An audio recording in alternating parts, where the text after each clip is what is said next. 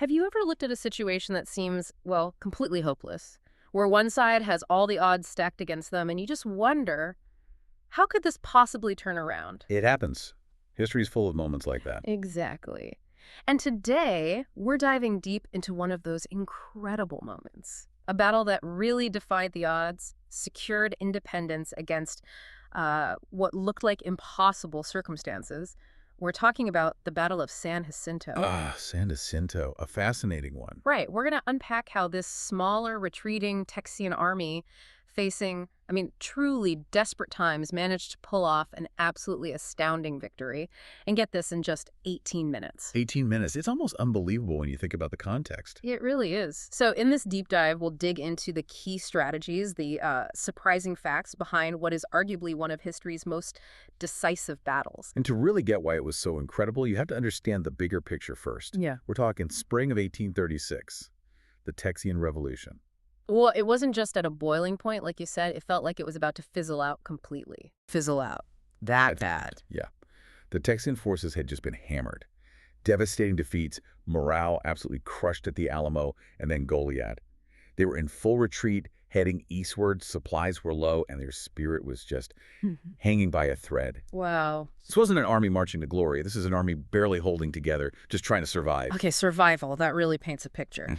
So with General Sam Houston leading this struggling force, reeling from those blows, what was his biggest challenge right then? Was it just keeping the men together or trying to figure out how to actually fight back? It was a brutal mix of both, really. Houston knew his army was fragile, right on the edge of just dissolving. Yeah.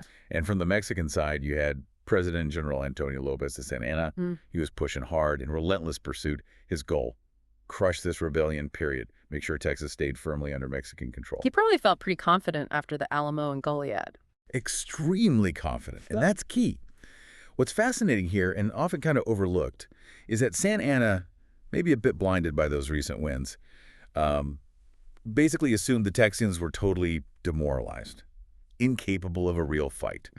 And because of that, he made a critical tactical mistake, a huge blunder, actually.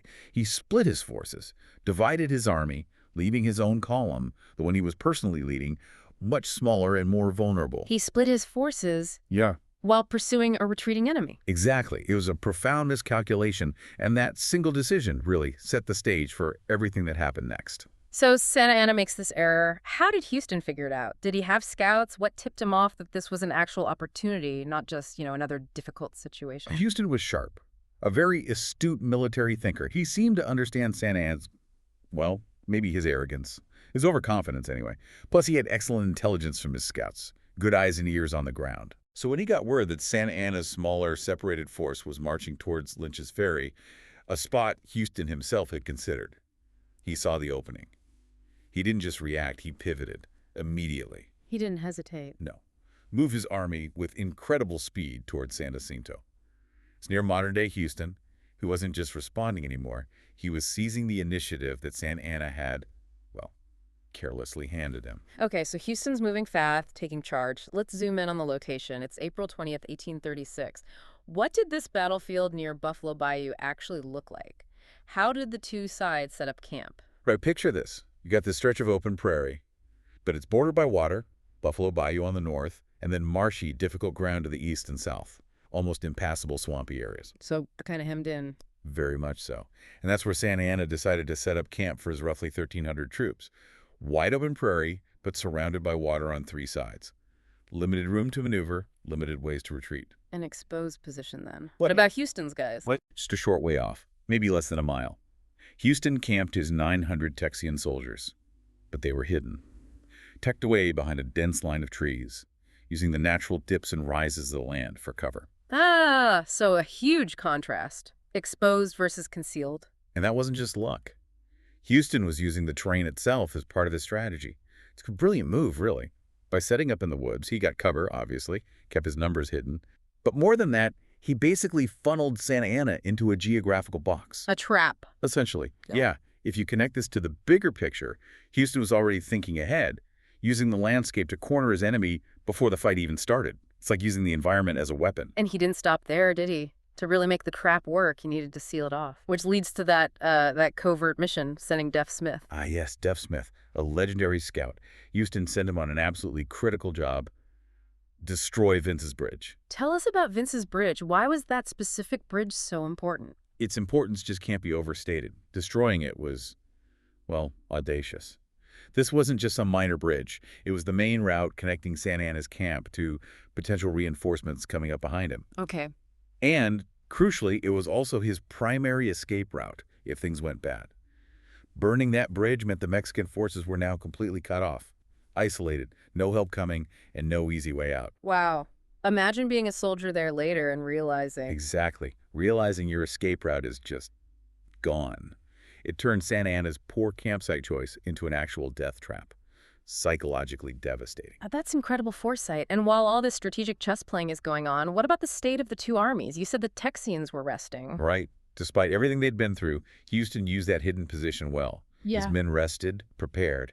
They kept incredibly quiet, low fires, minimal noise, making sure Santa Anna's lookouts had no idea about their real strength, or more importantly, their intentions. And the Mexican army. They're tired, fatigued from all the marching, and, as we said, overconfident, kind of assuming the job was basically done. They were less vigilant, less prepared for what was coming. That difference sounds huge. Alertness versus complacency. It was monumental. Houston's men are sharpening bayonets, resting up, probably burning with this desire for revenge after the Alamo and Goliad.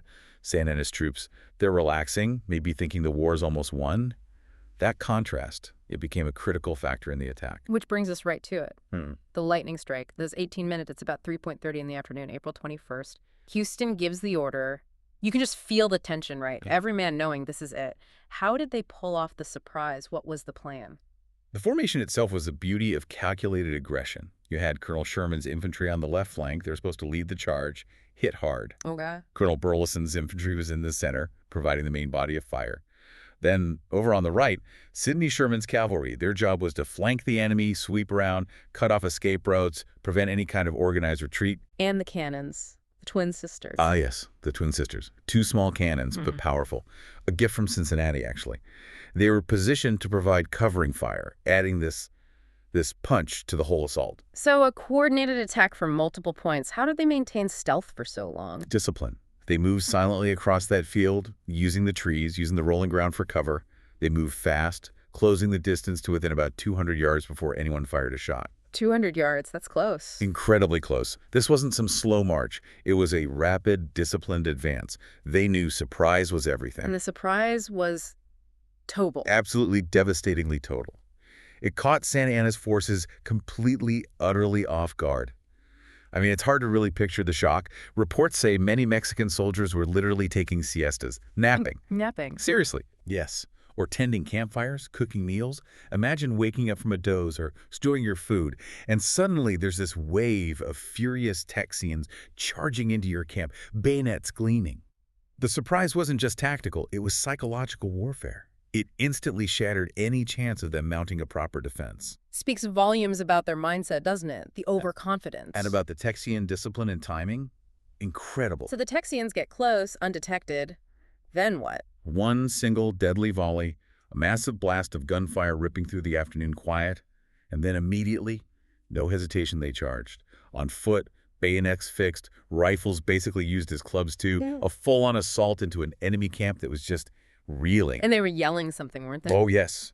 As they charged, the air filled with this roar, this collective cry of fury. Remember the Alamo, remember Goliad. Wow. It was this incredibly powerful rallying cry, fueled by vengeance, by desperation. It turned that charge into something primal, using the memory of those defeats as a weapon. That must have terrified the Mexican soldiers. Absolutely. That cry, that connection to their fallen comrades. It transformed the charge. It wasn't just tactics anymore. It was pure, unstoppable retribution, hitting a force caught completely flat-footed. What happened next sounds like pure chaos. A massacre. Tragically, yes. The Mexican soldiers, jolted awake, totally disorganized, panicked. They were cut down. It wasn't an organized battle anymore. It was chaos. A desperate scramble for survival against an enemy fighting with unmatched fury. And the trap, Vince's Bridge. This is where it truly snapped shut. Some Mexican soldiers, realizing the camp was lost, tried to flee. They ran towards Vince's Bridge, the only way out they knew. Only to find. Only to find it destroyed. gone. Just a gap. Imagine that moment, the realization. Yeah. Trapped. No escape. No reinforcements. Utterly devastating. The speed of it all is just mind-blowing. It really is. Within those 18 minutes, the battle was effectively over. The Texians had completely overrun the camp. The numbers tell the story, maybe 600 Mexican soldiers killed, another 700 captured. Very few escaped. Then the Texian losses. Incredibly light in comparison. Reports vary slightly, but usually around 9 killed, maybe 30 wounded. It was an absolute rout. Swift, brutal, decisive. And Santa Anna herself, the general, the president. Captured. But not until the next day. They found him hiding in the tall grass. He'd swapped his fancy general's uniform for a common soldier's clothes, trying to just blend in and slip away. Hiding in the grass. What an end to his campaign. A rather ignominious end, yes. But his capture wasn't just symbolic. It was the immediate game-changing consequence of the battle. Because they could force his hand. Exactly. With Santa Anna their prisoner, the Texians pressured him, forced him to sign orders, commanding his entire remaining army in Texas to retreat south of the Rio Grande. Wow. So that order basically ended the war. Effectively, yes. It granted Texas its independence right there. It wasn't just a military victory, it was a political earthquake, sealed by capturing the enemy leader. It secured their future right then and there. So, looking back at San Jacinto, it's this incredible mix, isn't it? Brilliant strategy, careful preparation, perfect timing, all coming together for this smaller, supposedly beaten force. It truly is. It's a masterclass in asymmetric warfare. How a seemingly weaker force can win, not just by fighting harder, but by fighting smarter, exploiting every weakness, using strategy, audacity, timing. Which is why it's seen as so decisive, right? Precisely. San Jacinto remains one of history's most decisive battles because of that outcome. It wasn't just a victory. It turned a lost cause into a nation-birthing triumph. It literally reshaped the continent. How so? Well, that victory didn't just secure Texas's independence at that moment. It directly paved the way for Texas eventually joining the United States in 1845. That annexation fundamentally changed the map of North America. And there's a monument there today, isn't there? A huge one. The San Jacinto Monument stands there as this enduring tribute to that incredibly short, unbelievably impactful battle. It's just such a powerful lesson, isn't it? How precision, audacity, knowing your enemy, using the terrain, how all that can overcome sheer numbers. It shows victory isn't always about having the most stuff, but about using what you have in the smartest way. Absolutely. It makes you think, what challenges that seem insurmountable could actually be tackled with that kind of focused strategic burst. Maybe not 18 minutes, but that principle. Right, that focused intensity. Exactly. This whole deep dive into San Jacinto, it just reveals so clearly how one single daring move, timed perfectly, can completely flip the script even when things look hopeless. It's a powerful thought to leave you with, isn't it? Definitely. Where else in history, maybe in less famous moments, or even outside of military stuff, where else do we see that kind of strategic brilliance? That one brief, decisive action that just changes absolutely everything?